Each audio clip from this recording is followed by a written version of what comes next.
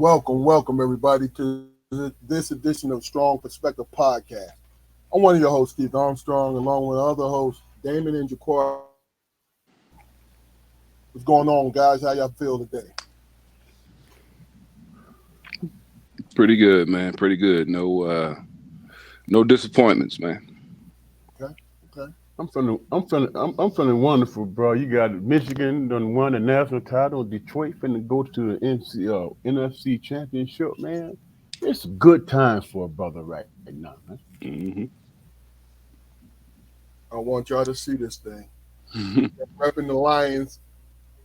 Oh my God. Yeah. 50 You want to know what's real good? You know what's real good, man, is that everybody keep counting. Oh, they gonna lose to this team, or they gonna lose that team. Go ahead with that energy, man. That's gonna take us all the way to the Super Bowl. Hmm. Hey, look, one thing about it is we could say what we can say, Lions fans, because we with them. We with them when they ain't when they down. We with them when they up. We with them whatever, man, because it's about loyalty. It's organic. It's what it is. Yeah. You don't That's have to real. like them. You don't have to like them at all, because you don't see any of that in my eye. None of it. What am I asking? You don't see, do I care in my eyes? Hmm. So I would have cursed, man, but we're at 2 minutes, so I don't want to taint this episode. But let me do a little house cleaning, housekeeping, not cleaning, because this thing is dirty anyway. No, but do us a favor, ladies and gentlemen. We appear here live every Friday at 7:30 on Facebook and our YouTube channel. Tune in, and we're going to be on IG real soon. Tune in, like, share, and subscribe for us. Even if you stay it's worth your stay to check out some of the videos. Now, I'm not asking you to look at the viewers as Cat Williams, where you can sit down and watch the whole 3 hours and be entertained. But I am telling you that we're worth a watch. We're worth the watch. And really and truly, I wouldn't lie to you and say, hey, look, we don't worry about becoming popular and all this. It's there. But really and truly, what we do is we make sure the quality of the conversation is real. We communicate. We talk to each other, and we talk to our guests, and we get each other to open up. Because, in my humble opinion, people in our age graphic, because I'm last year the baby boomers, my brothers are Generation X. We don't hear enough from those groups. Talking about actual conversation without you getting on there singing "Hell no" to the no, or you got cursing preachers our age. You know what I mean? Just to put the likes and the views. No criticism. Cause I give you credit if you got to generate that much energy to keep it up always. Because you'll have to keep it up in public when you're doing that. You'll be going outside, going to buy a can of soup, right? Chicken noodle is your favorite. But before you know it, you get a damn, you went on your podcast and insulted the wrong man or woman, and you get a can of split pea soup upside your head, and the corner of it hit you right here. And it's going to put an indentation in your skull, and that shit is going to hurt. That's all I'm saying. In a joking way. In a joking way. Quality conversation. We're giving everybody a chance to open up and do your thing. You know what I mean? Jacquard, Hmm. I know you kind of touched on it, but let's talk about your day today. Or talk about your week, if you want to share something with us. And then, Damon, you go ahead and hit us in the head, bro. Yeah. Well, Monday was Martin Luther King Day. So I had that off. Tuesday, that was wait, yeah, Tuesday was Tuesday, Wednesday the 17th. Wednesday. Well, it don't matter. Well, it matters. But that was my 15-year wedding anniversary, and you know that was a good thing. Me and my wife, we ordered some Red Lobster and watched some TV, so it's pretty good for us. Oh, fancy Red Lobster. Oh man, hey man, I don't know what the hell they be them cheddar baked biscuits, man. They still addicted to me, man. I love them things, man. Yeah. You know we Uh, only got 4, baby. And yeah, I know I'm gonna get 3, so you gotta think about if you're gonna split the one you got. yeah, Yeah, yeah. that's when you talk to the waitress, the hostess, say, "Hey man, keep these coming." You know what I'm saying? Yeah. They free. You know what I'm saying? But other than that, ain't nothing big happened. I made it through the week and everything, man. So Okay, okay. Luke, Uh, this last week for me, man, I thoroughly I was optimistic and hopeful, man. And I think y'all both know where I'm going with this. You know, for a long time, man, uh, I was Michigan and Lion fans, man, didn't have the opportunity to sit back and say, okay, we're gonna at least compete in this area, man. It's gonna be all right. That when I realized I had the mindset that I knew that the team that was put on the field can produce and have a 50-50 chance of winning. You know. Now I'm arrogant now. I'm like, Tampa Bay, man, we finna mop them up, bro. You know. And mark my words, man.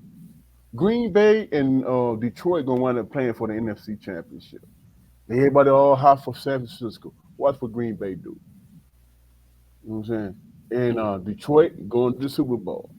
Y'all heard me say it. you said it. You said it at the beginning of the season. Yeah. I'm excited about the possibilities, man.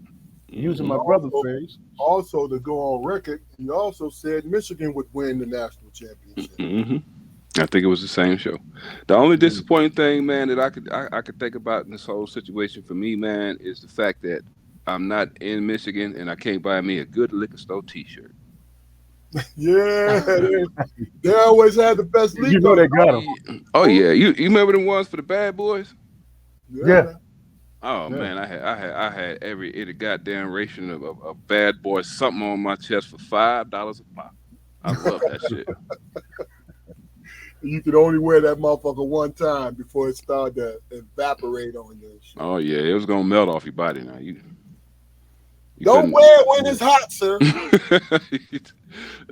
do it at the register. Give you them kind of Uh, instructions and shit. hey, Yeah. no, they talking about, hey, y'all, keep it moving, keep it moving. We got to get these out. Yeah. We done pressed out 100,000 of these joints. I tell you, my opinion about it is, and it has a lot to do with where we from and the people we know. A Detroit Lions fan, I think they're in several categories. A fan because everybody else is a fan because you played football and you grew up off those guys, all of Billy Sims, Lynn Barney, all those guys. You know what I'm saying? Mm-hmm. And the third one is a bandwagoner. Mm. So I like the fact that we don't care if you're a bandwagoner. See, some people take it personal. Like, oh man, don't you bring your ass up here. No, Yeah. don't come up here now. Yeah. Oh no, I'm not gonna disrupt my energy because it's a disruption for me to check somebody about them not riding with me on my sports team. I don't have time for it. You know what I want to do with my time is celebrate. That's right. The only thing that bothers me about the bandwagoners, man, is the backhanded bullshit. Because they'd be like, yeah, shit, now that my team is out, I'm riding with the Lions until they lose. I'm like, man, if you don't fuck off with that, man, come on, man, like, just Hey, Jaquan, here's what's crazy, man. They can go to the goddamn Super Bowl and lose, and they really gonna say what? Same old lines. oh man, oh, that That's make you want. exactly what they're gonna do, man. Mm, But let me They, ask you. they can make it to the Super Bowl, and motherfuckers would sit around saying, "Oh, look, I told y'all the same old line." yep. First of all, Really? let's talk about that real quick. When the Pistons went to their first championship, right? After they climbed out of where they were, the basement, did they say same old Pistons, or did they say, yo, these cats should have won? You see what I'm saying? Mm. And I didn't give a damn. You could say same old line, but look, if we watching them in the Super Bowl, coming from the state of Michigan, of course I want to win that motherfucker, so don't get me wrong. But guess what? We won. You know what I'm saying? We won. You know, hey, really and truly, I'm not satisfied right now, but I'm proud of them cats, man. Definitely proud of him, man. I'm proud of them. Even You know, though they're professional, rich dudes, I'm still proud of them. yeah, over the years, as soon as people find out that I'm a Detroit sports team's fan, period, in the category of loyalty, that shit increases their picture of me for some reason. Mm. I mean, you talking about in a Like, positive way? yeah, I mean, I can say that. positive.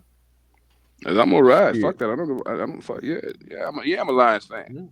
Hell, I wear a shirt after they lose. I don't give a fuck. Yeah, Always, and I don't know Yeah. nobody on the roster. yeah, man. I mean, Yeah, yes, he do. People out there, he know everybody on the roster, man. He know all the coaches. He know everything because he die hard and he a true Detroit Lions fan. me and Dan Campbell was roommates Boy, in I don't know college. none of them, man. I just What college did he go to? They keep- Hey man, remember when the coach did his press conference? What's his name? The kneecap biting dude, man. What's his name?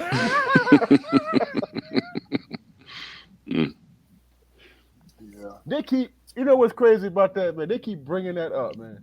That tells you just how pathetic these punks and these cats who be talking sport. That's how pathetic they are because he been a Lions coach for 3 years. You know what I'm saying, if you look at his record, he was in the rebuilding stage. He only had one down year. Yeah. One down year. This dude is a winner. He changed the culture that quick. That doesn't happen. But he did it. You know what I'm saying? He know X's and O's, and they talking about, well, how smart is he, man? Because he keep going, making it happen on fourth downs. Man, if you question that, you did not play organized sports. You were not a competitor. Yeah. Hey, what's up? What's up, baby? What's up? What's going on, cuz? You was not a Neff. Go ahead, Fluke. you was not a competitor, man. Because how many times, man, have all of us to play ball, man, and when we have an opportunity to crush somebody, how many times have we said to our coach, man, just let us do this. Don't be conservative. I always wanted to go for it on fourth down, bro. Mm-hmm. Always. You know what I'm saying? And when we didn't and we were conservative, I was disappointed because as far as the athlete is concerned, man, the worst thing you can do is take the control or take the ball out of their hands, man. Mm-hmm. And that's the confidence crusher, man. Because on the fourth down, you got to take a chance sometimes, man. Especially in the pros. Because fourth down, that's you can't whoop me, country. That's gut check time, man. Like, Yeah. man to man, what you gonna do? Yeah, that's true. That's why you play the game, man, for those type of moments. And he don't shy from it, man. It could be 4th and 6. He's like, what y'all want to do? And the first thing that come out of their mouth is, let's go for it. Let's get it. Let's go get it. Yeah. Right. So let me ask you a question. And really and truly, I have to preface this by saying that I understand what sports is to our community and to us, right?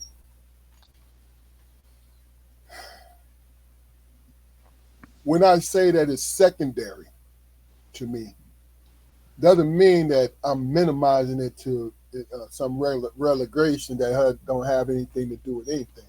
It's secondary because I'm always looking at what my life and my loved one's life is going with, right? So with that being said, if the Lions, let's do this, if the Lions make it to the Super Bowl, what do you think it does to you personally? We'll go with you first, Corey, then you, Dana. And for me, it just reinforces my community pride, man. For the area that I grew up in. It I'm proud. I'm proud of being a blue collar dude, a blue collar country boy. I'm proud of it. Being in Virginia, when somebody hears me describe myself as a country boy, they baffle. And then I explain to them, okay, country boys is from everywhere. Now you can be a southern country boy and everything indicative to the country boy persona, just it's naturally wrapped up in you. But you got the country everywhere, man. Country boys exist in how you was raised. Yeah. But in regards to how I would feel, how I'm going to feel when they make the Super Bowl, man. Like I said, I believe I represent the state very well, and my attitude, being a worker man, I think that comes across, in our sports teams too. We got, we might as well be called the Lunchbox League. That's who we are. We ain't got no superstars. Don't need them. The Pistons didn't need them. They became superstars, but they weren't when they was when they started kicking ass. When they finished, they were superstars, and that's what's gonna happen with the Lions. That's it. I think for me, what it represents for me is you don't recognize. This is my personal opinion, man. You don't recognize what it takes to be a successful person in an honest way. The grind. You know what I'm saying? The grind and shit. Think about what was the last team that played in the NFL that was being successful, man, where the coach represented the team and the city. You know what I'm saying? What do you say? I don't care if you got one ass and one cheek or whatever. I mean, we laugh at it, but if you look at the team, it's 3 teams, man, in the NFL, man. It's 2 teams in the NFL that can ball with San Francisco. They can meet them head to head, pound for pound. You know what I'm saying? Blowing your back, and that is Baltimore and that's Detroit. Everybody else can't deal with them because they don't have the personnel or the mindset.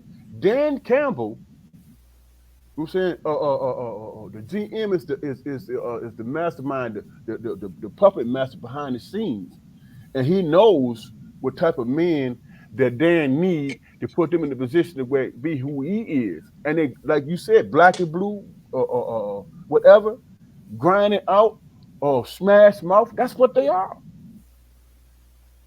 But they got skilled players that's like that. Montgomery, man, you see how that dude, he run angry, man. He run angry and Gibbs, and by the time he done beating them up, Gibbs come on there and run for 35, 40. You know what I'm saying? So for me, it's watching the process. When a man stand in front of you and say, "This is what we're going to do," and the world laughs at how he make the statement, but from that point on, he actually doing it, and that's what they're known for. That's a man. That's a man who know how to lead men, and that's who Detroit is. It ain't the same old Lions. Them cats can line up and match up with anybody. Man. You know what I'm saying? And I'm not going to sit back like the old, like you say, the same old line. I'm like, we could play San Francisco if we beat Tampa and San Francisco beat Green Bay. Am I worried going up to San Francisco playing them? I'm not, because we could very well win that game, no matter how much they want to annoy Shanahan and all them, you know. and the process, man, just watching the process and appreciating it, because my man said what he was going to do, and he actually did it. And the product is on the damn field. Okay. And that's where I'm at with it. Okay. I'm sorry, I went the long way around it, but you know what? Hey, one last time you can be proud, bro. Stick your chest out when it comes to the line. Look. Shit. Since as you both were talking, I thought of another thing to ask you, and then I'll answer it so you understand where I'm coming from. My question is,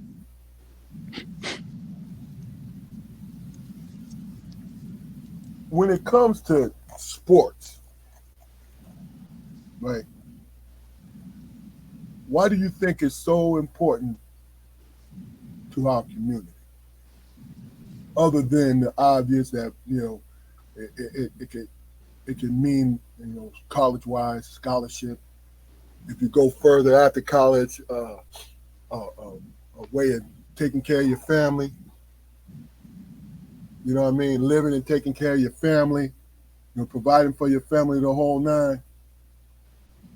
I want to try to understand, because I have my idea about it, but why sports is so important to our community. Now, here's my answer to it, so you guys can understand where I'm coming from with it. I've always dealt with the fact that I had to be told by my father to use my God-given ability to get into college. Right, and that was a short but long conversation, and here's why. As soon as he said, "Son, I want you," in my junior year, "Son, I want you to use your God-given ability to either play basketball or in college, because me and your mother, we don't have the money to send you to school. But this is something that we would like for you to do." Right? I told him that I had plans on becoming a Marine. He didn't badmouth the Marines, but he said, "Hey, man, how tall are you? And how far do you have to duck duck a bullet in the firefight?" He says, "Son, you need to rethink it." So I always took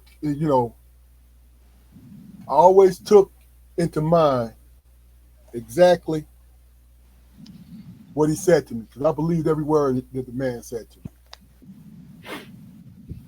So when I went to college, I still wasn't aware. I just thought it was a big, gigantic high school. And I got there and I started to understand why it was the right choice for me. Right? I played ball, the thing that I loved. So my freshman year, when TNT, I'm gonna be quick, TNT, USA, TBS, ESPN was young. They was only a couple of years old. Mm. The Big East was one of the Big East, ACC, and Pac-10 was one of the bigger conferences. So they was getting all the TV money, all the TV time. So my freshman year, I played 30 times on television, 25 times nationally, right? I just wanted to give you some context. But to answer my question is this. I don't know if we were convinced as a community or we understood as a community that sports gave us a sense of pride. Watching us excel at something and take over something. And I'm being a little biased when I say this. Take over baseball, because it was really the first to fall, quote unquote fall. And then it was football. You understand? Then lastly, basketball. Right? Then college finally understood that if you don't have black players on your team and you're playing against other black players, because we were hungry to get out of our situation to play a game that we loved. That's when it became important to our community, I think. When it was another way out other than farm, factory. Back in those days, it was free to go to college, but still folks was being denied to go to college. Tuition was free. Most people didn't know that. They started charging tuition in the 1960s. And guess who started it? Ronald Reagan. He suggested that they start to charge for the community college programs. And then that snowballed into what we have today. You know what I mean? So it was, because we didn't have the kind of money when they started charging us, right? So it was another route to a higher plane of existence in this country. And then you're being revered for your ability. Now, you don't have to look over your shoulder as much because you was in places that they wanted you to be. But I think what eventually happened was we made sports our only lifeline, or singing our only lifeline, or acting our only lifeline. I mean, as a whole, because we had doctors, lawyers, great inventors. We had those things, right? But what did we concentrate on? Sports and entertainment. So that my answer is giving you an idea of what, I'm not looking for anything in particular, but I answered the question so you'll understand what I felt. Luke? Isn't it about being able to impose your will, man, without getting your ass lynched and shit? Being mano a mano and rolling over your opponent, no matter what color they are. Being able to express yourself in a physical way where you can kill two birds with one stone. You can let out your aggressions, and you can feel proud because you imposed your will. You were dominant in it. And there was no. What's the repercussions afterwards, man? Was it really one? It's people watching the sport and being entertained. Best man win, whatever. The worst they can happen to you is you get called out your name or the threat of physical harm. But when you in that ring or you on that basketball court whatever, and you facing that person that's across from you, that's man to man shit, you know. And that's undeniable. You cannot deny that a person cannot deny that they didn't get their ass whooped by you. You can't deny it because the world sees it. And yeah, you know, that was a place where, in terms of black people, men or women, we could be in those arenas and say, I'm more superior than you in this aspect. You know what I'm saying? And there's nothing you can do about it until you step your game up. We're gonna respect each other as competitors, but you know what I'm saying? You gotta step yours up too to even meet me on this field. You know, great white hopes. Think about that phrase, man, and how often they look for that. Because black men and women are so dominant in the sports that they created, you know. So yeah, we thrive in that, man. And now brothers is getting the bag too. Generational wealth. You know, we made things close to being equal just by playing childhood games, childhood sports. You know, and it's obvious, man. You know, it's obvious, man, in terms of percentages. You know, how we dominated. You know, football, basketball, not so much in hockey. We invented hockey. But go ahead. I'm just saying, you know. We invented I'm just hockey. saying. I'm just saying, it's cats, man, who changing the course of their family history, their family lives, man, just playing the sport. You know, and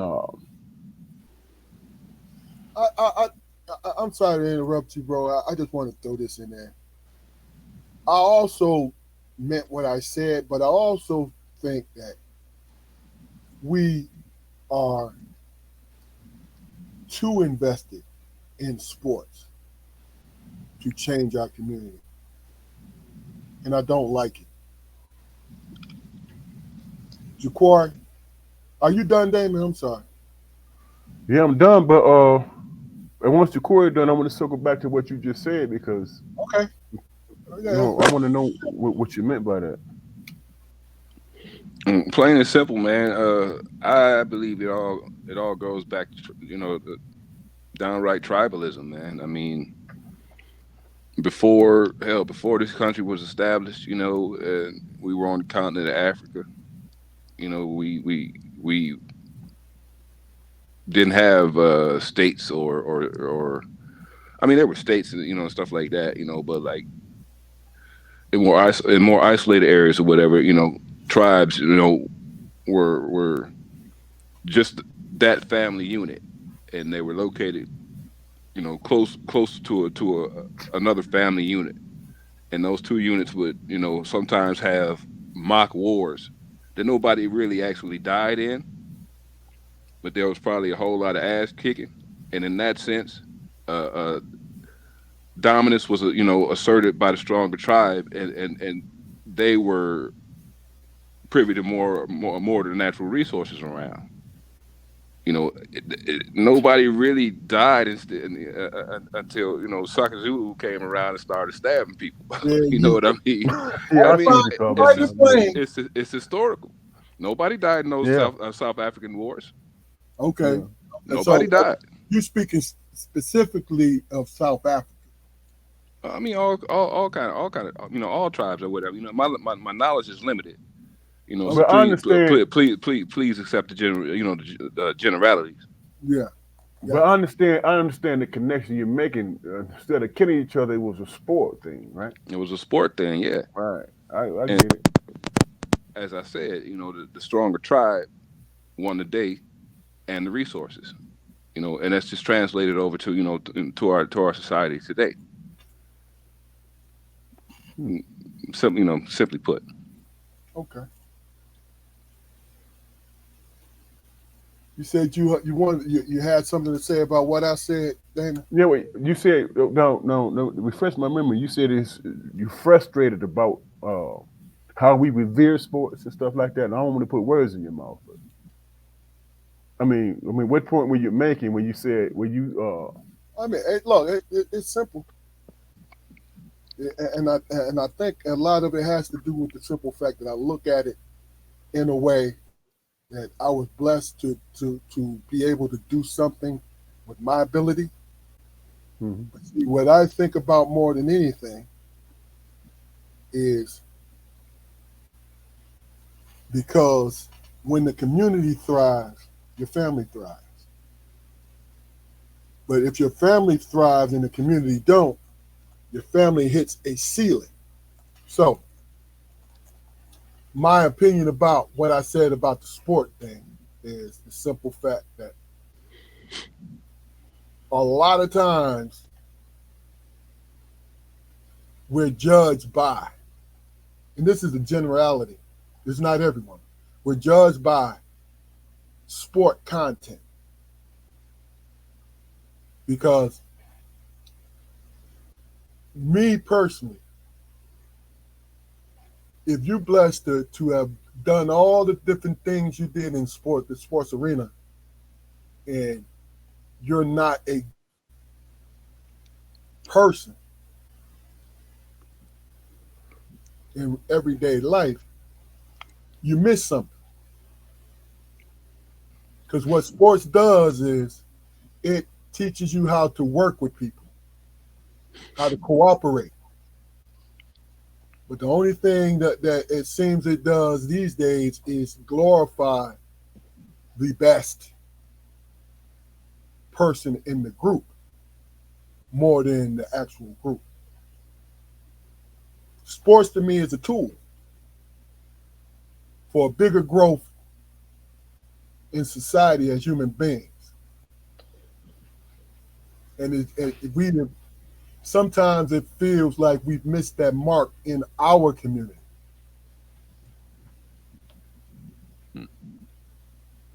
I'm sure you guys have heard the old saying that sports builds character. Mm-hmm. Now, me growing up playing football, being in the locker room with brothers and the others, right? And I mean no offense when I say others, but everybody knows what I mean. Did you guys ever notice a difference between the character of the two? You understand my question? I think I do, but go a little further. Well, and I don't want to shine a negative light on any on anything or anybody in those situations because we were young, we were kids, everybody's trying to find their way, but it just seemed like to me that me at times and the brothers, we had different agendas and different reasons why we may have excelled at certain sports, and at times some of our counterparts seem to be in a place of comfort, so we didn't have the same desires pushing us. If you get my my meaning. I'm trying to be political about it, because I don't want to step on any toes. Okay. I think you could. I understand your meaning. Right. I think you can speak to your experience too, and I don't think that's stepping on anybody's toes. If you're honest about your experience, that's just what the hell it is, and they just got to get the hell over it. You know what I'm saying? Yeah, it's a perception, man. So it's my perception. So I didn't want to speak for Right. anybody else. Look here, man. We all been in that situations where we had people playing quarterbacks, and we know damn well they didn't deserve to be in that position. Where the brother had to quit because he wasn't getting no burn. Come on, man. That is an obvious thing. How many people, man? How many cats that you watch playing on the field in the NFL or playing on the court in the NBA? And you say the only reason why they're there is because of some old political shit. Because they skill set ain't there. You know what I'm saying? That's obvious, man. And we see that. Even to this day, up to this point. Look at my man for Baltimore, Jackson. This dude getting ready to win the MVP. Now you remember, man, just this summer, they was talking about, well, how much money do he think he deserves? You know what I'm saying? Dig this, man. How much money do he think he deserves, man? And he stay hurt. He always hurt. And he's always this and he's always that. He didn't even bother to get an agent. He said, "Me and my mama finna do this." Now he getting money, getting paid, right? And he stepped up to the plate and made. When the last time you seen a cat or fight for a contract and then fulfill that contract by becoming the most valuable player in the league and possibly playing in the Super Bowl? But you got pundits and people still sitting around talking about, yeah, man, but you know, do we take a risk on this guy, man, because he stays hurt? It's always a naysayer. It's always somebody who's going to say something. They're talking about a Brock Purdy, for God's sake, as an MVP. Now, anybody that's an athlete knows this cat is not MVP material. And Jackson wasn't even on the radar. But it all comes out in the wash, doesn't it? It all comes out in the wash. So we can sit around, man. I give you that. I mean, I get that. I just got a slightly different view of it, man. And I, you know, I agree with everything you said about Lamar. Now, don't get me wrong, but I just see it differently. But go ahead. Yeah, but for me, that takes me back to your original question, man. Why do we? Yeah. You know what I'm saying? Why is it so important for us with situations like that? You know what I'm saying? The way my man did it, he did it without these greedy ass agents who trying to get 25 to 30%. You know what I'm saying? He held out. He did what he did, and then once they came to their senses and gave him the contract that he does deserve, this dude is an MVP guy. Oh yeah. You know, so when you're talking about African Americans in the sports arena that we always have to prove ourselves, man. You know what I'm saying? We're not. Lamar Jackson is a very cerebral guy. You know what I'm saying? But they won't give him that credit. Passing game. Because he looks like a thug. He don't, you know what I'm saying? He's sitting in the corner of the camera. He don't articulate himself in a certain way. But we in the black community, we always say, man, do you understand what he said? Mm-hmm. If he made a point, was his words broken or whatever? Or did he use so-called broken English? My question is, did you understand the point he was making? You being coy, you being an asshole now because you want to steer something towards how he expressed himself, but you understood what the hell he was saying. Mm-hmm. You know what I'm saying? And they attribute that to us. And what's crazy is if you listen to an Italian person talk or a French person talk, and they sound a certain way because it's not their native language, they say, you know, they're learning the language and we understand what it. But when it comes to us, you're talking about Ebonics and broken English. Okay. You know what I'm saying? American. I was about to say, when you in America, you speak American.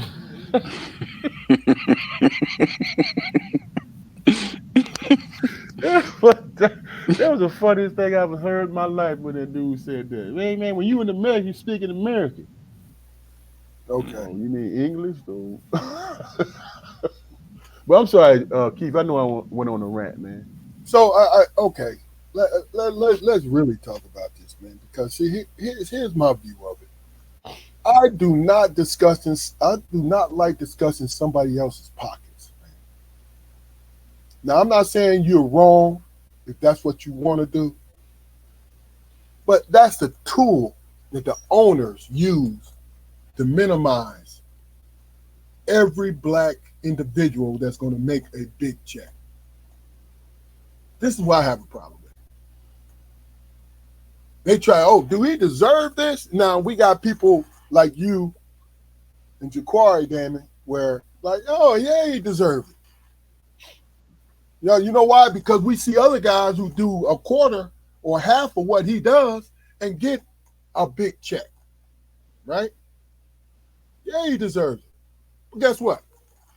We're left to debate. Why the hell do I care how much Lamar Jackson makes? Why do I care whether or not Steph Curry is a maxed out contract? Who gives a flying fig about what they make? Because I don't watch them because they make this amount of money. I'm happy for them, but why is it a debate? It's a debate because it's a tool. The tool to go back to that player and that agent to say, hey, popular opinion, because that's what goes on. Or we got a scale in pro football. There's a pay scale for positions, right? And it has a lot to do with when we hear about somebody's money, the owners throw it out there. And it's very rare that the players do.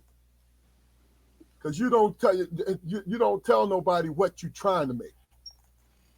Because it turns the public against you. That's rule 110. Don't tell nobody what's in your pocket.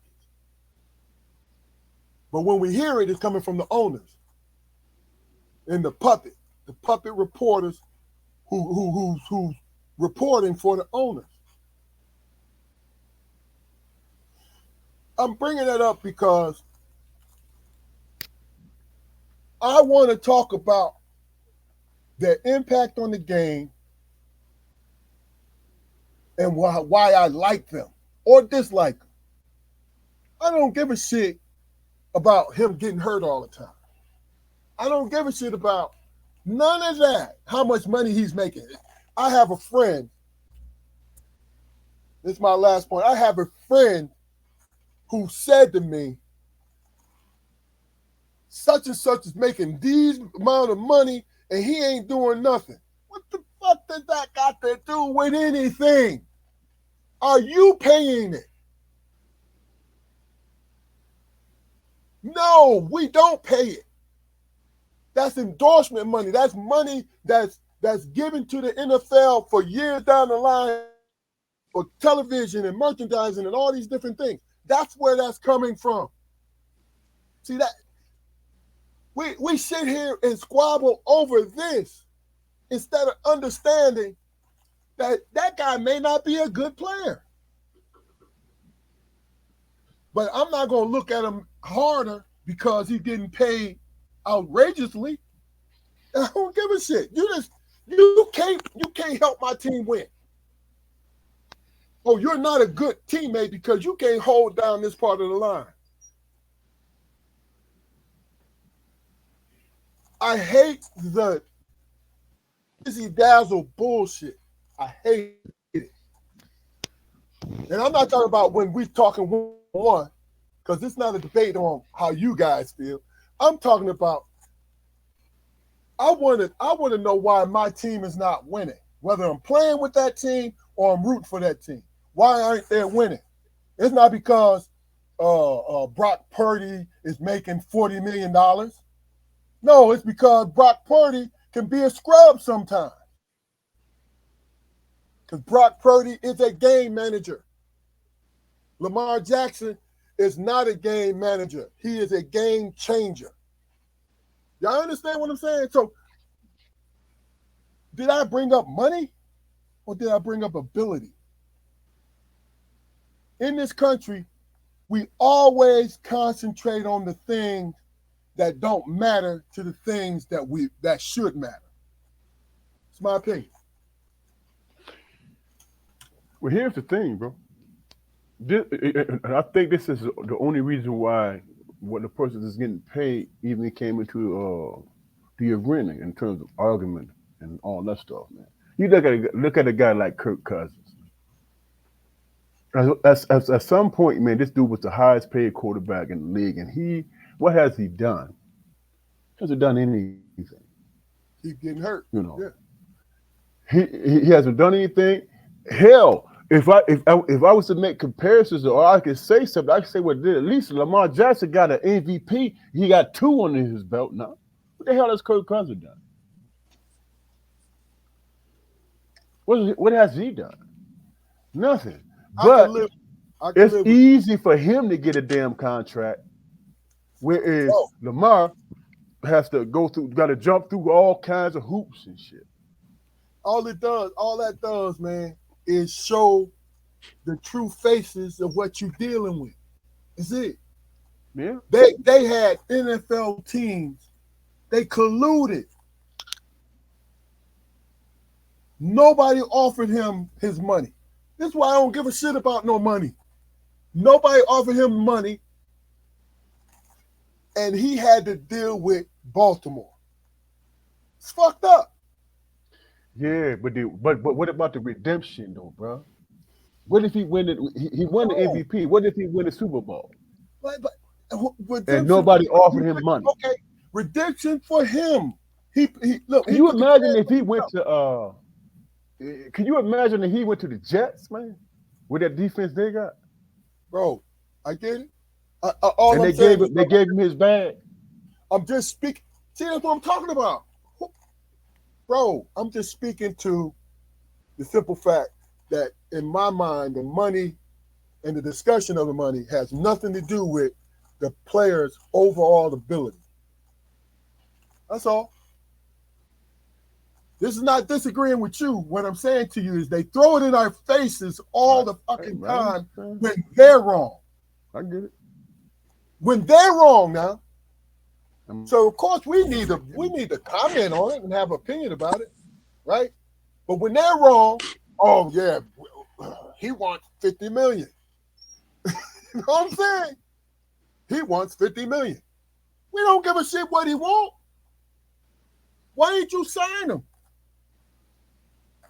It ain't nothing but a trick, man. My opinion.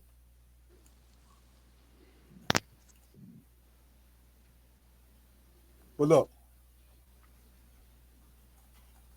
I'm glad you brought this subject up, Luke, because you and Jaquari gave some compelling and outstanding opinions about it. And that's the whole point of it. You know what I mean? Do you have any of you guys have something that you want to bring to the table so we can talk about? Mm-hmm. Well, no, I mean, for me, it was a pretty slow news week for me, brother. I mean,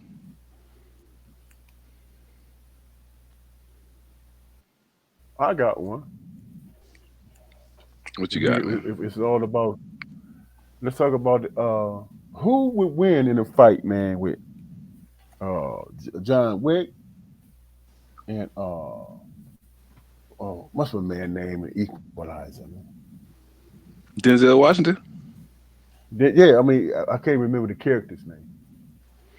Oh, McCall. But yeah, who would win, man, in that situation?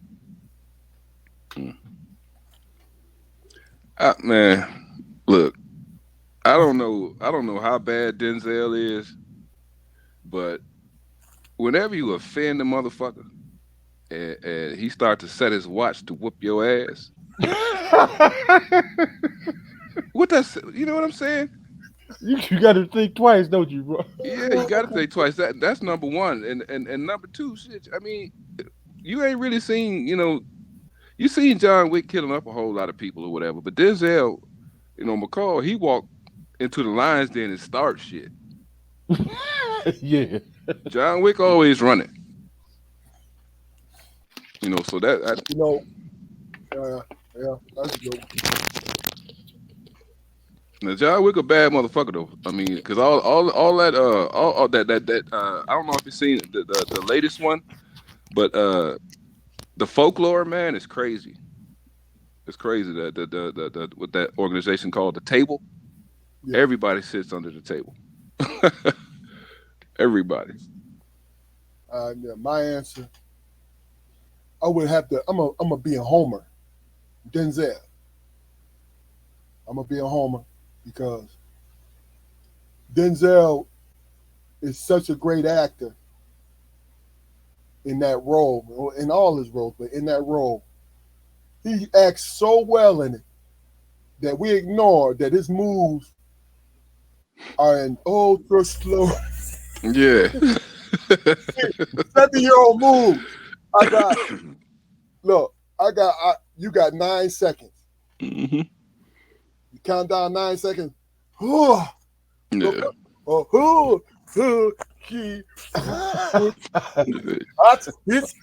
Hot.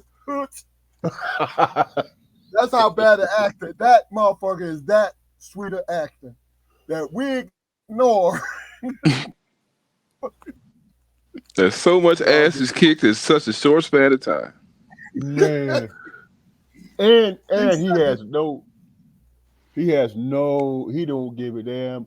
If he come at you and he set that watch, you dying, man. Mm-hmm.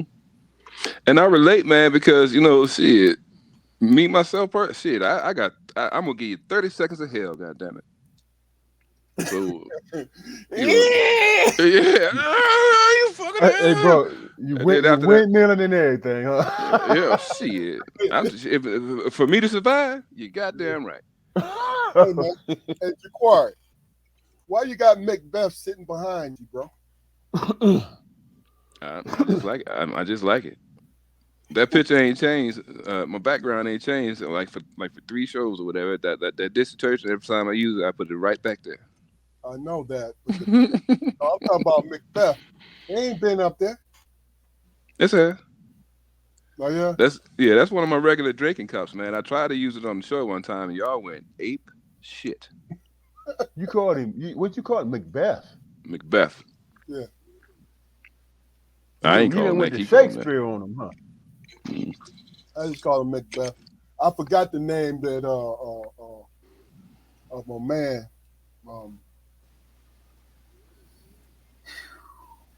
Europe. It's Europe. I couldn't remember Europe.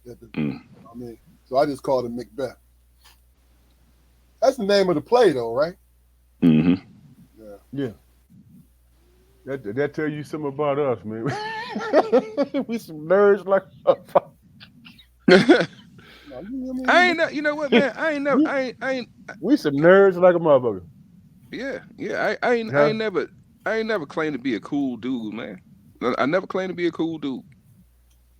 I mean, you know what I mean? Look, let me explain something to you guys, and I know we had this discussion. What makes somebody cool, right? Other people. And the thing about it is, them people are acting themselves. I'm talking about the first cool motherfucker was himself. Like, either you like it, you like the way my balls smell, or you don't. Then he do something heroic. Now they sniffing for his balls all the time.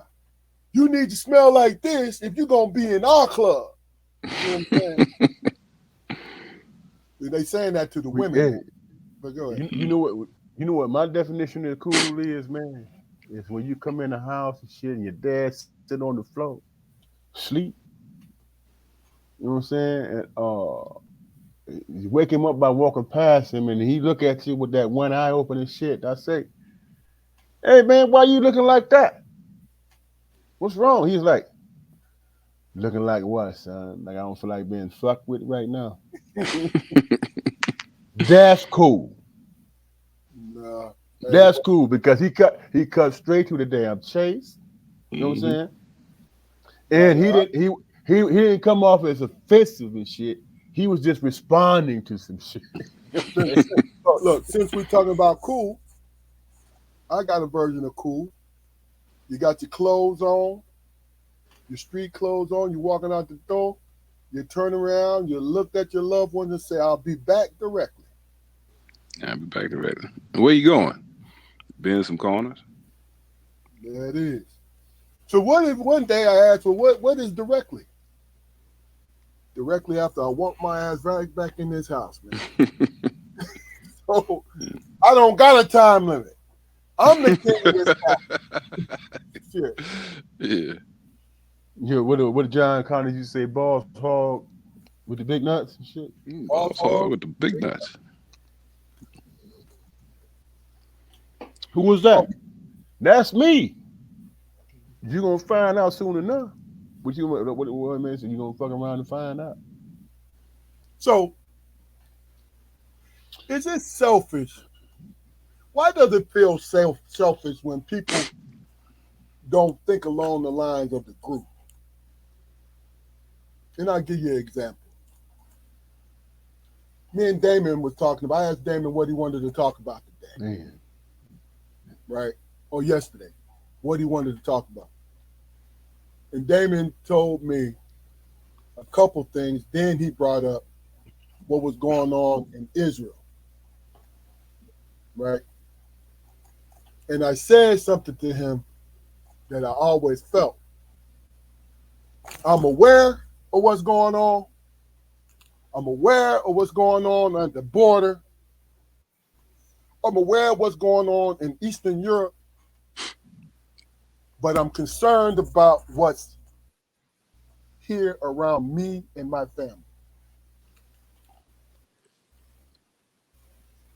Why is it that if we don't get on board with complaining or being concerned about what's going on in the rest of the world, and we want to know what to be concerned about in our neighborhood? And I'm speaking in general terms. People think that we're being weird or we're trying to go and buck the system. When I'm worried about my child walking down to the corner store. You know what I mean? Oh, I'm concerned about the world, man. Right? But I want my immediate world to be as controllable as possible. And that takes a group effort. I just wanted to say that. There ain't no question latched on to that. I just wonder why we always have to act upon a hive mentality, but get frowned upon when selfishness kick in. Right. Is it the timing of it, of the selfishness? You know what I'm saying? Like, hey, Keith, all we need to do at this certain time is to flip this switch, right? But your baby just fell, he crying, his head is bleeding, and you turning, just before you flip the switch, you turning to take care of your baby. So you late with the switch. This is an example I'm giving you guys. You late with the switch, but you flip that motherfucker, right? But you're taking care of your baby. Then they come to you like, hey, why didn't you flip the switch at 800? I had to pick my baby up because he was bleeding. That's not good enough. That was selfish. I gave you that example because this is what I'm talking about when I speak on understanding, well, thinking how when it's this hive mind mentality is directed in the wrong place. I think we should have the hive mind in our general area before we address what's going outside of. So you talking about circling the wagons, man, and addressing what the negative experience is, right? Addressing it and trying to solve it, then we Right. become stronger to address what's outside of us. Therein lies the problem, man. Some of us, man, uh, are plants, and they infiltrate us, and they're not for us. They you know I'm not laughing at you, but I need you to explain that, man. what I've I been hearing mean. that a lot lately. What I mean by that, man, is this. You think about this, man. This piggybacking on what you just got through talking about. When you look at Palestine, man, what they're going through, you know what I'm saying, you look at Palestine and what they're going through, the world immediately comes to African American people and say, how come y'all not protesting? How come y'all not standing up? You know what I'm saying? Because when we protest and we stand up, things happen, things get done. But then you got this mechanism over here on the sideline that's trying to figure out how to dismantle that shit. So this is how crazy our life is that people don't want to admit to. We are the saviors of the oppressed people, and we march to get things put in line and in place or be examples of it. But at the same time, when somebody else is experiencing it, they say, "Oh man, y'all, you know what I'm saying? Why y'all need to support these people because y'all understand the plight and y'all understand all of this stuff." You know what I'm saying? But at the same time, we got people over here who's mounting and getting together and trying to dismantle what we, you know what I'm saying, where we fought and died to gain. So imagine being that person, man, who everybody expects the world of when it comes to oppression, but you are the main one being attacked and saying, you know what, you don't deserve this, and it's reverse racism, and it's all these different things. So we get confused, man. Some people be like, "Hey, man, I just want to be on the winning side, no matter how it affects us." But when the world needs, I'm talking about the whole world needs somebody to speak and on their behalf and march on their behalf. They come to us, and while we're looking to fight for their rights, our people, the country that we're living in, is looking how to take it from us. You know what I'm saying? They're trying to figure out, looking for the loopholes. And those same people that's taking rights from us get up and demand Michael Rappaport, Hawk, where y'all at? Putting Martin Luther King shit on that. That was so damn disrespectful. But it's like, dude, you want to be when a black man or a black woman say, "Hey man, I feel discriminated against," you want to go, you want to stack the courts and take away uh, uh, uh, uh, rights and shit. But when somebody that you care about that's across the seas, and we're like, the first thing to come out your mouth is, "Where's the black people at?" And then you throw up Martin Luther King and say, "See, this is what he said, and y'all supposed to be supporting us." But you the same coward ass dude who, well, I think, man, that they not they complain too much. I think that, last point, man. Think about this. They in this country, people want to say that black people act like victims, but they want us to support and march for the victims around the world. You understand what I'm saying? They actually get their ass on TV and call out the black community. "Hey man, where y'all at? Where's y'all support at for these people that's being oppressed or whatever?" And for a long time, I hear people talking about how oppressed that the Palestinians are being, which is righteous and which is the truth.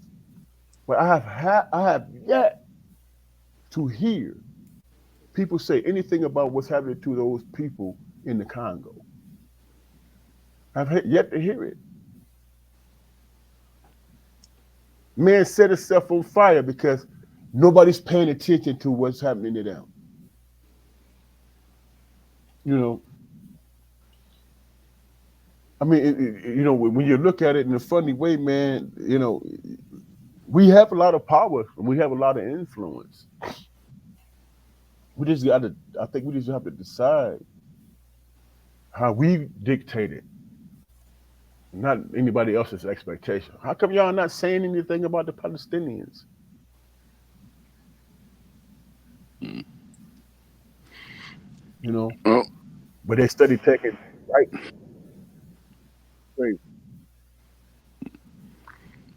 Keith, you mentioned the hive mind mentality, man. And when you think about it, man, a hive life is pretty shitty. Because all you do is take care of the queen and take care of the eggs to assure the longevity of the hive. It's a pretty shitty life. You know what I mean? As a collective, resources are used to further the hive and keep the drone slash worker bees mind off of their current conditions. They work themselves to death. They starve to death sometimes, and when they die in the middle of the assembly line or whatever, they don't do nothing but move them off to the side. They're forgotten.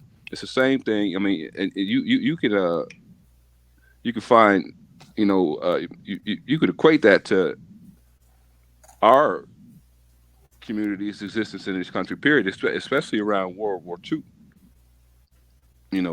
Back in what was it? What was the time span of World War II? Back in the 40s? 39 to 44. Yeah. Now, what was our condition? What was the state of our community's condition back then? It was bad. We basically just was just really in the middle of Jim Crow, I would say.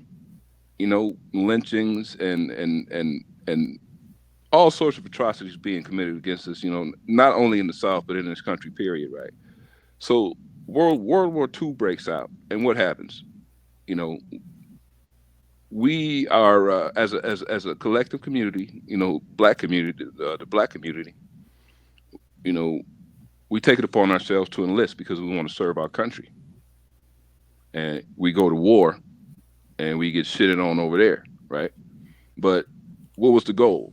The goal was to take attention, take our attention as worker bees off of our conditions, and put that attention under the national umbrella of war and banding together in that sense.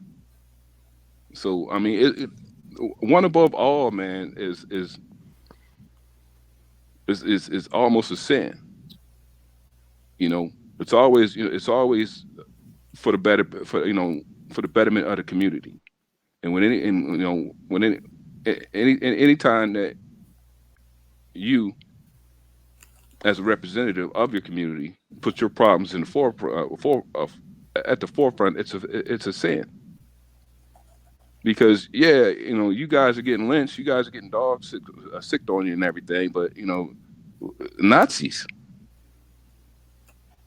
And the biggest kick in the ass is that the Nazis, they as far as racial oppression, they pretty much patterned everything after fucking Americans. I mean, and when you look at today's like what is it, like racial gangs, not Nazi gangs and everything. Why are there Nazi gangs in America? When the greatest war that the world has ever seen, World War II, was against the Nazis. What sense does that make? Makes sense, man. Makes sense. You know what? It doesn't make any sense, to be honest with you. But yeah, hate doesn't make sense. And I'm talking about unsolicited hate. It doesn't make sense. Then it's especially if you have not had any interaction with another community It doesn't make sense. But see, you have to do. You got to redirect your hate to something. Instead of hating yourself, you're hating somebody who has no idea of why you hate them. Period. They not have a clue. Because you got to think about it. Think about this. You got to tell me what your opinion about it. The black community is the most patriotic and loyal community in the history of the United States. I agree with that. The reason why I say that is because we have been spit upon, murdered, shunned, and all these things, right? But we still find a reason to become patriotic toward this country. We still want to be American citizens. We still look for pride in the United States of America.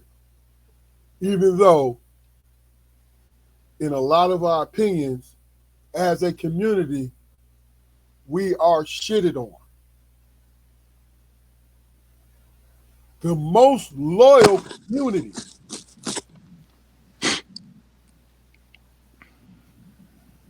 Did you ever see us storming the Capitol building? That's because we know we get mowed down, bro. No, because No, you're right, man. Because you gotta understand something. If we were not loyal to this country, there would not been since 1960 at least 2,000 to 3,000 peaceful marches.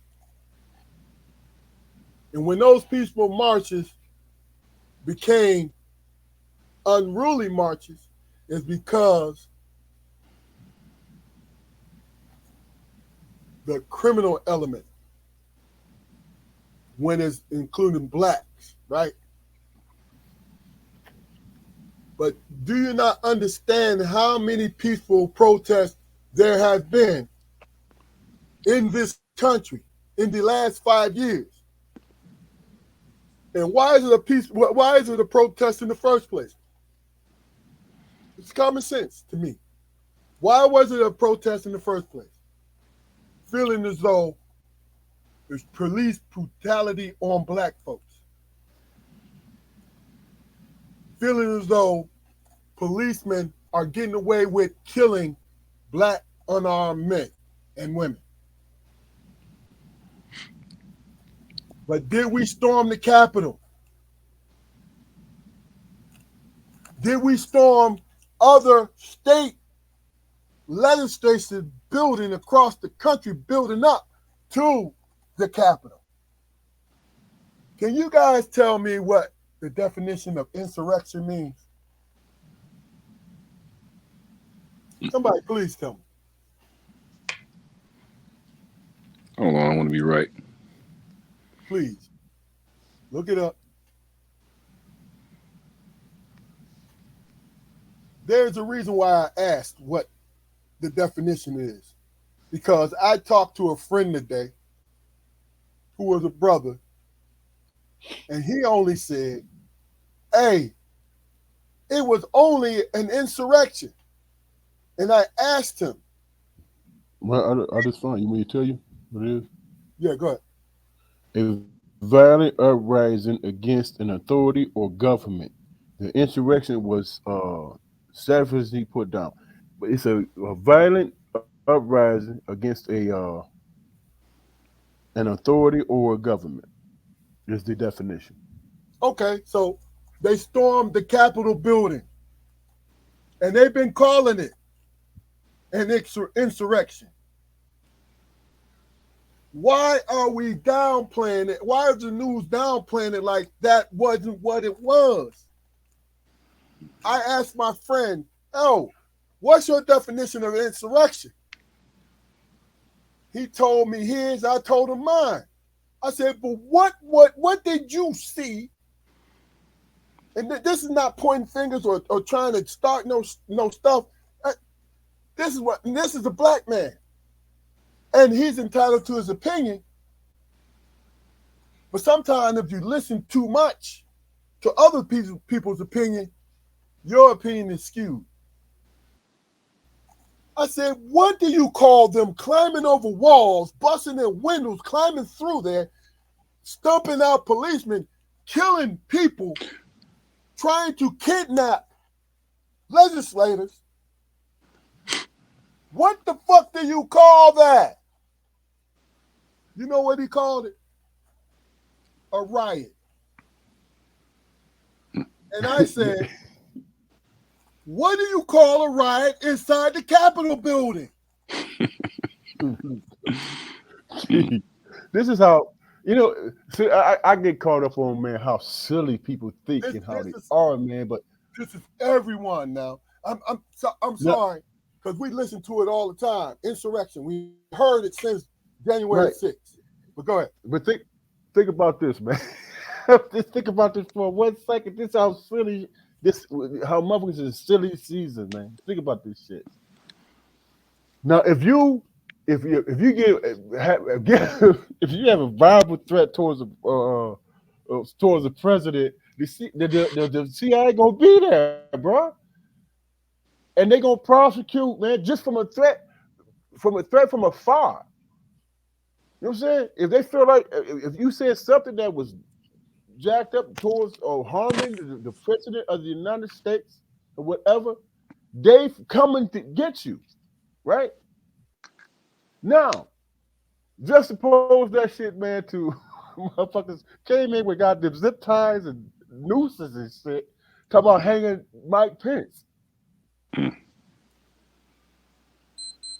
Yes, they were saying the physical evidence was right there. And when you think about it in terms of who incited the riot, what did Trump say before these crazy motherfuckers went over there to the Capitol? What did Trump say? Man, go find Pence and ask him. Hey, look, and cut you off and real quick. They went there with zip ties and shit. But look, the friend I was talking to, he said, well, why didn't they arrest Trump? I lost you, man. Can you hear me now? Can you hear me now? We picked that, man. I lost you for a minute. Yeah. No, but when my friend asked me, he said, well, why didn't they arrest Trump for this insurrection? I said, first of all, Trump said what he said and he left. It's not enough because he spoke around it. I watched it. I watched him speaking. He spoke around it. Then he left. Right? I'm talking about the people who decided to go in there, half of them on the lark. Oh, we're going to go in here and we're going to make a point. What the fuck point you trying to make? And who's in charge? People who look like you. Mm-hmm. So what is your point? What do you know? Oh, he stole the election. Big dog. Yeah. It wasn't yahoos and them type of motherfuckers. It was lawyers and.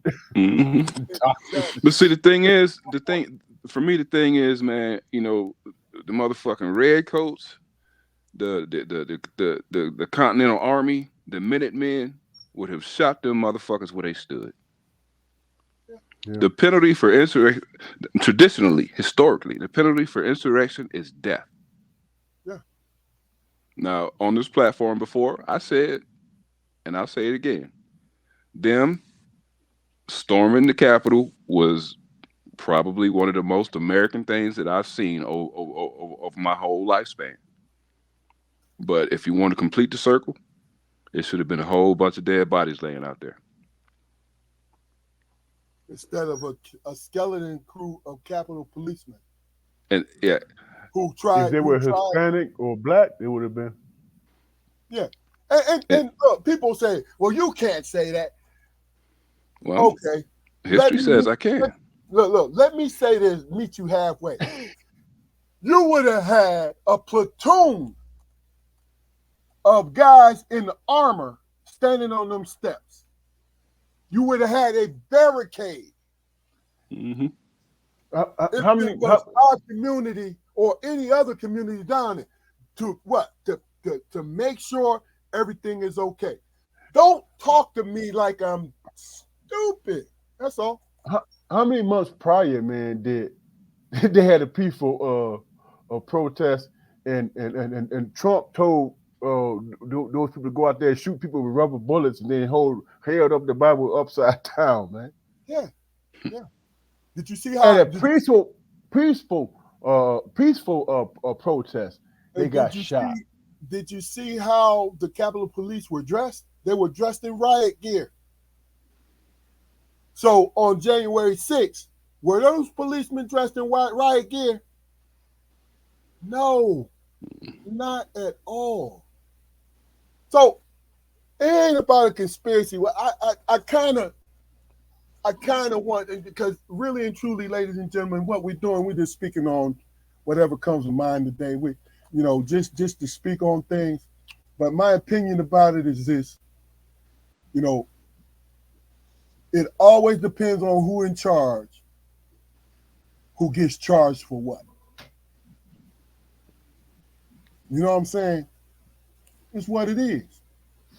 It's no paranoia. It's how you see things. That's all. But I am a human being that believes in life. But also I had enough common damn sense to see what the hell is going on, especially when you give me the information. Because you have to understand when things is going, when you're there in real time, that's where you see all the truth. That's when all the truth is reported to you. And that's where I saw it. That's all.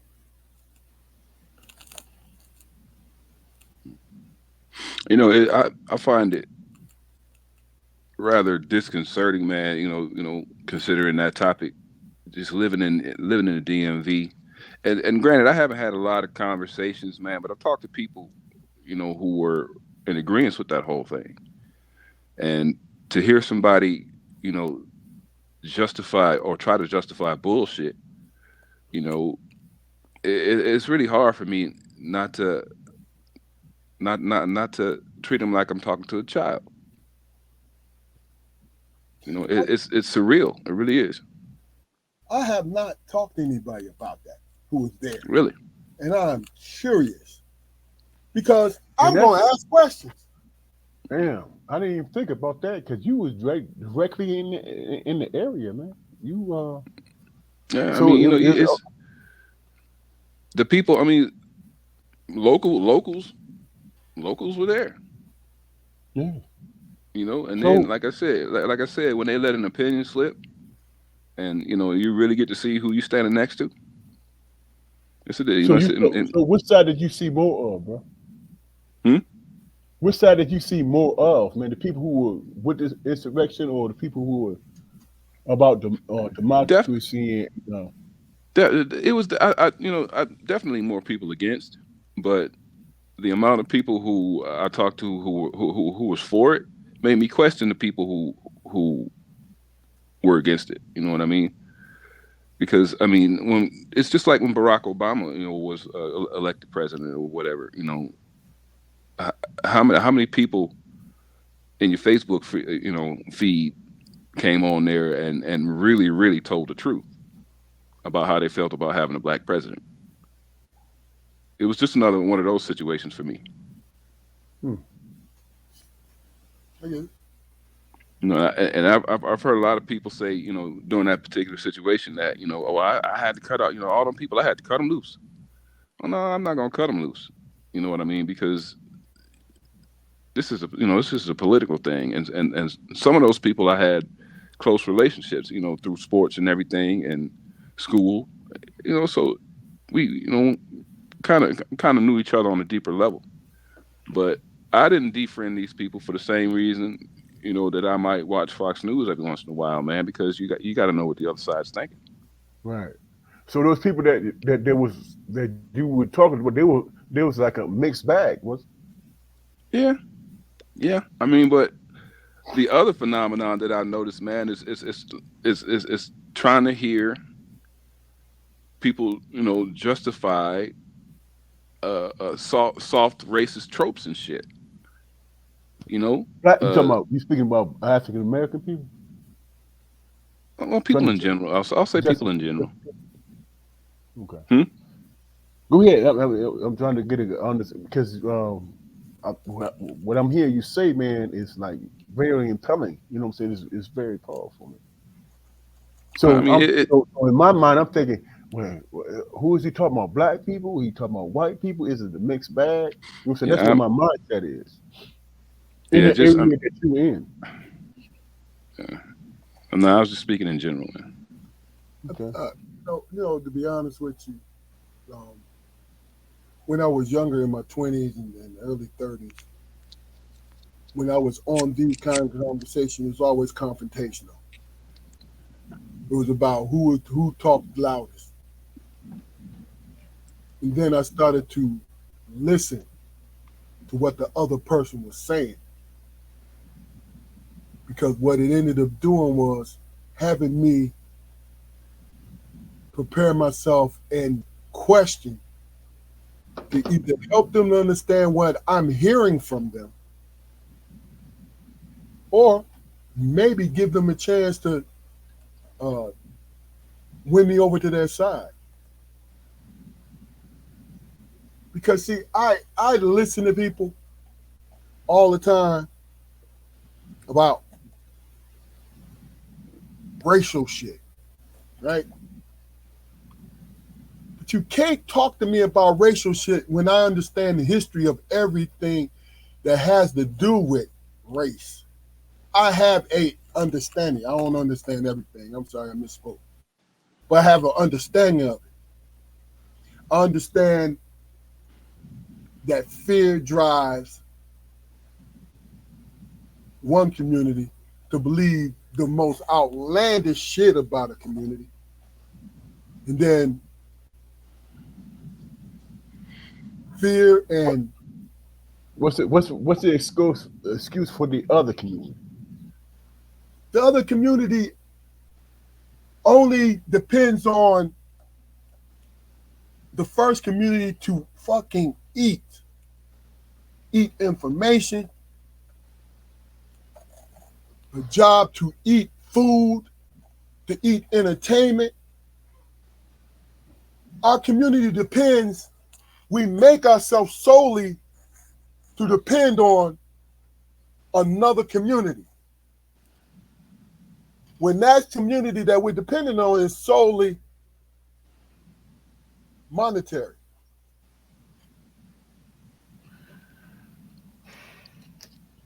Are we that fucking greedy, man? Where we sell our souls, man, for the It's what is survival.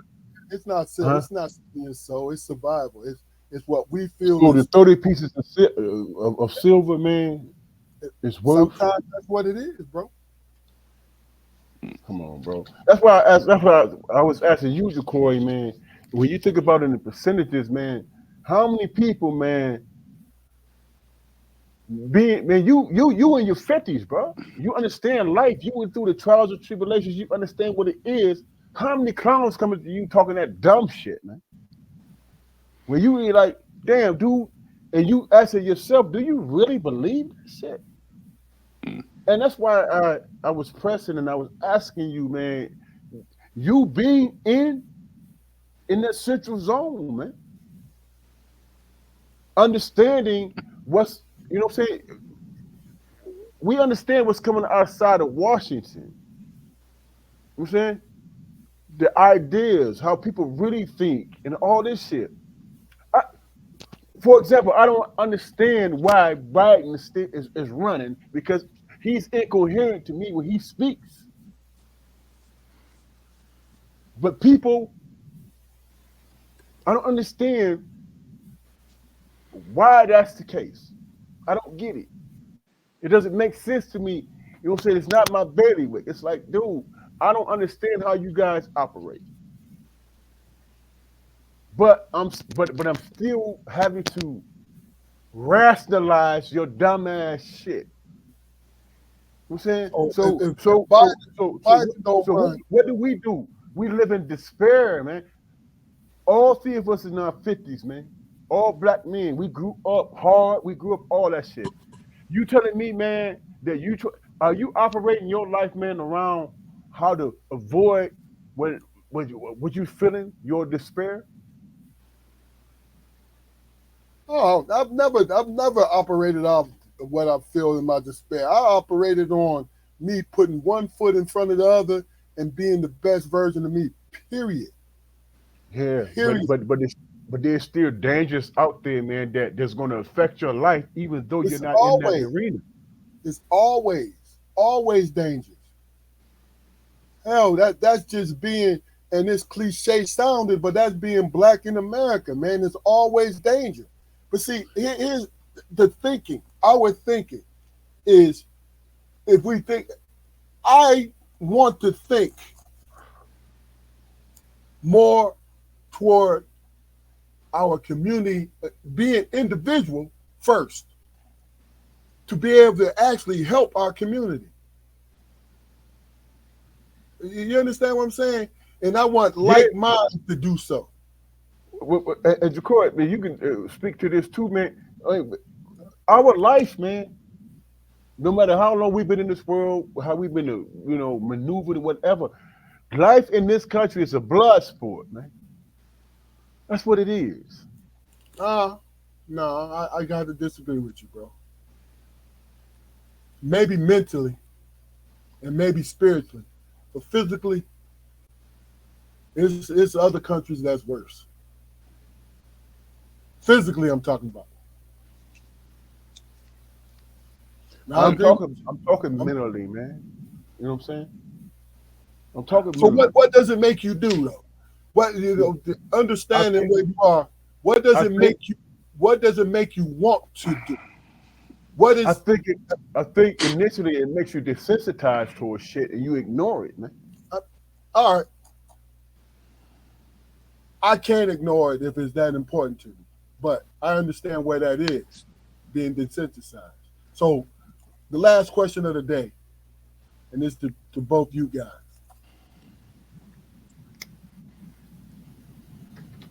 And I've said this once before in the podcast, but I asked this question. If you were to change a couple of things that'll put us in the right track as a community, what would you think they were? And how do you think they will be received? Whoever's ready first.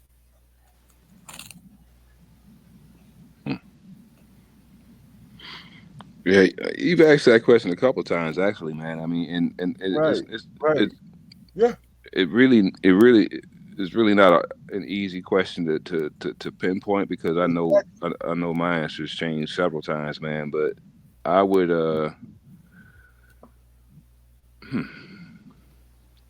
It's not an easy question. First of all, because obviously you didn't get the answer that you needed. It has nothing to do with what I need. I'm asking you from what you see, because I'm not searching for an answer. What I'm searching for is more or less a sense of self, so I can help the people I care about. So I'm not searching for an answer from you. I'm asking you your opinion. Well, what do you think? If you want my, can I go first, bro? Mm-hmm. If you want my opinion, man, I'm gonna continue to be who I am. You know what I'm saying? I can be who I am for my family, and I can be an example to others, man. They either gonna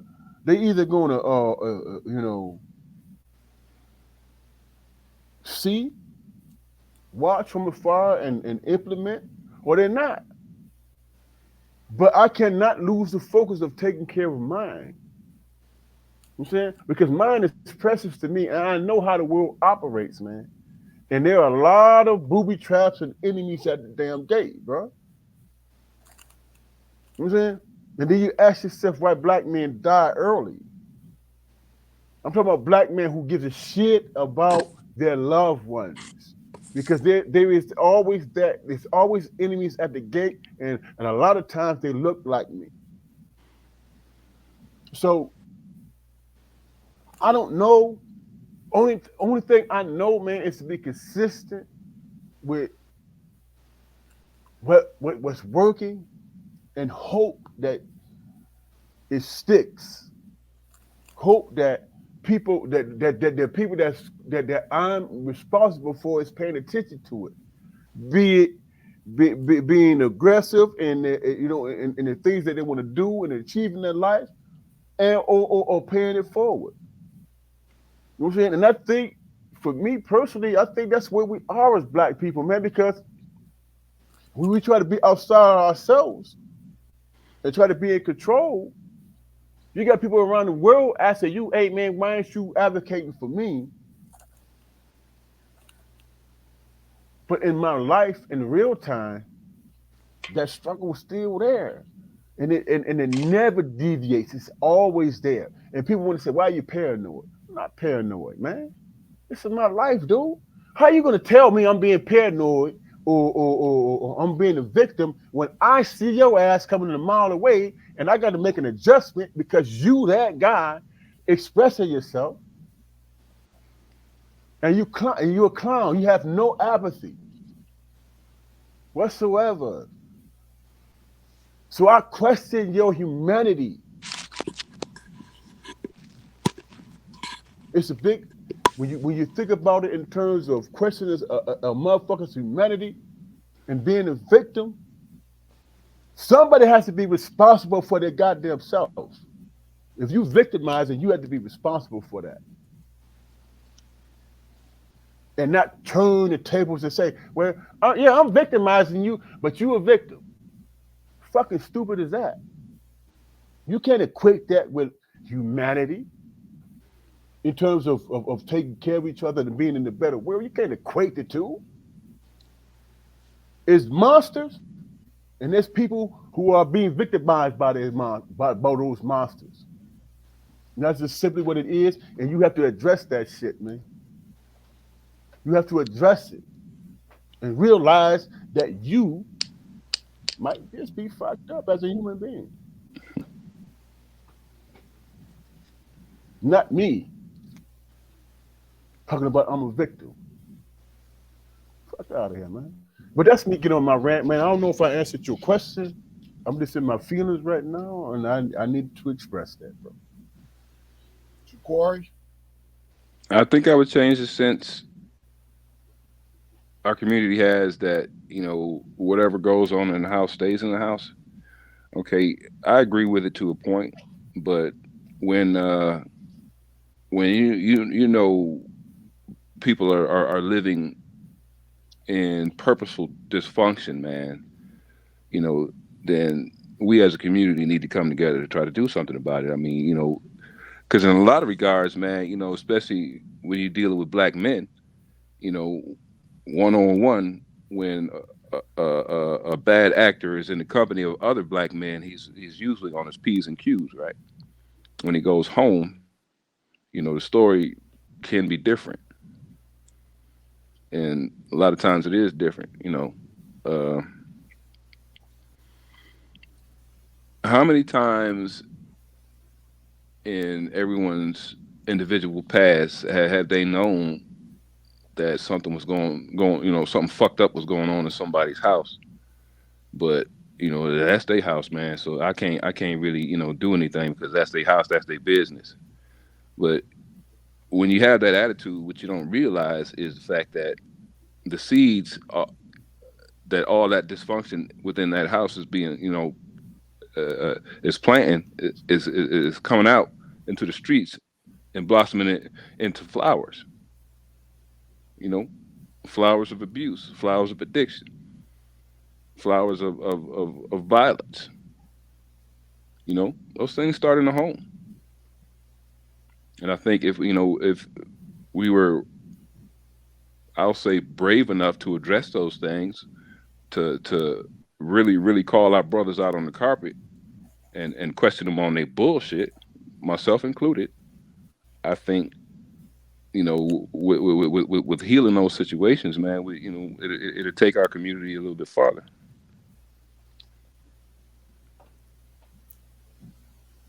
Okay. Well, my answer to it is both good answers, man.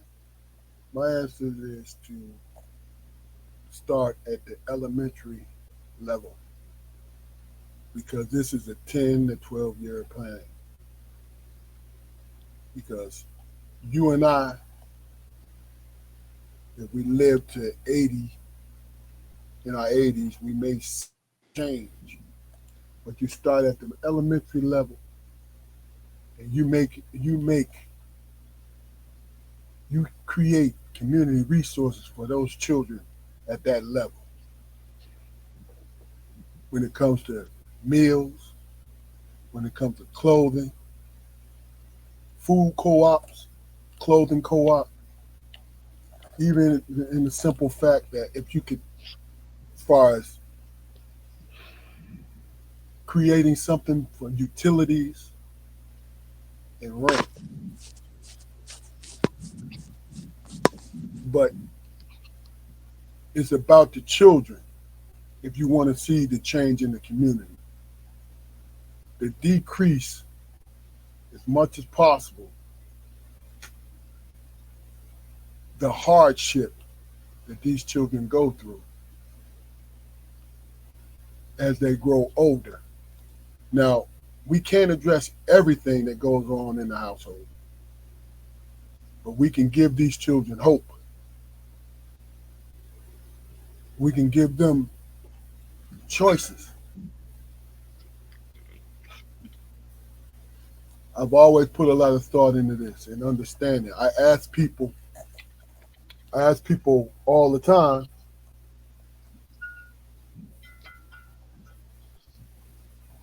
I ask these people all the time, and ask you guys all the time, what would it be? What do you think? Not because I'm looking for a particular answer, not because I'm something, just to pop out of the blue, but to drink in the information. So when I'm in a position to implement something or to suggest something with somebody who's in a position to implement it, then I have something for them.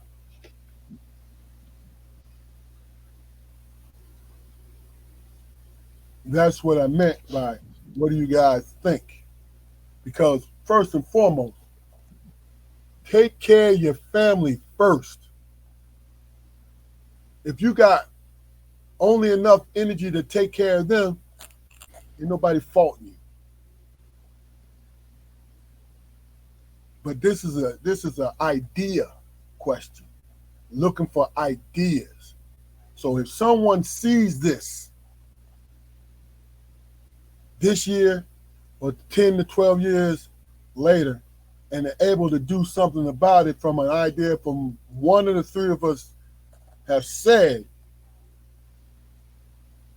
is here.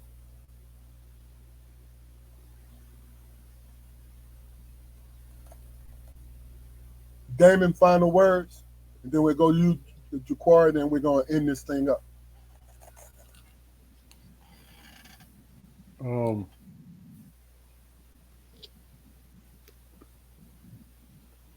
I think that not really, man. I don't really have any final words, man. I appreciate being on here with you guys, man. I mean, there's a lot of things, man, that I feel emotional about, and I hope I was, coherent, man, and I expressed myself, man, like I should have. You know what I'm saying? Respectfully, and I'm just in an emotional state right now. You know what I'm saying? I'm feeling a certain way, and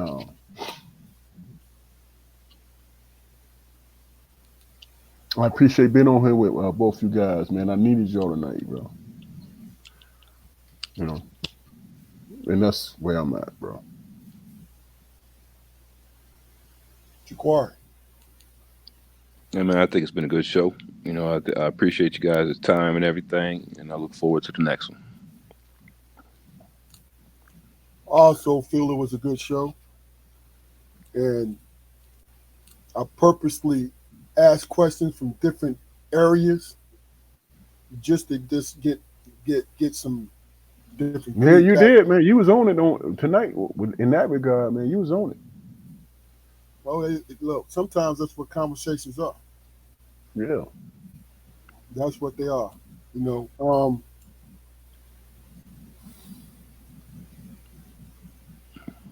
please go to our YouTube channel, like, share, and subscribe. This is great content.